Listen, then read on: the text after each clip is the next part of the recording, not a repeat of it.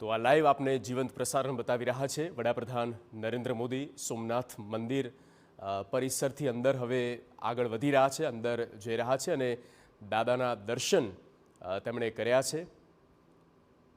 આપ જુઓ આ સીધા દ્રશ્ય આપણે સોમનાથથી બતાવી રહ્યા છે। આ ક્ષણ જે આજે આવી છે અને તેના સાક્ષી વડાપ્રધાન બન્યા છે। સોમનાથ મહાદેવ અને મહાદેવની પૂજા અર્ચના વડાપ્રધાન નરેન્દ્ર મોદી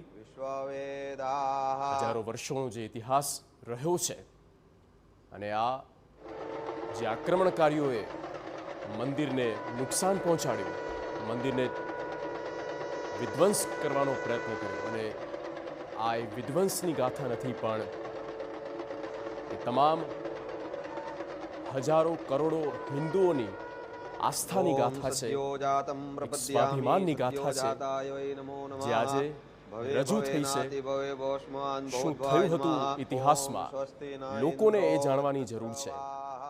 એ આધ્યાત્મ અને આધ્યાત્મની સાથે કઈ રીતે તેનો પાયો નંખાય, દેશ પ્રગતિ કરે, તે આજે આ સોમનાથ સ્વાભિમાન પર્વના માધ્યમથી એ પાયો મજબૂત થઈ રહ્યો છે।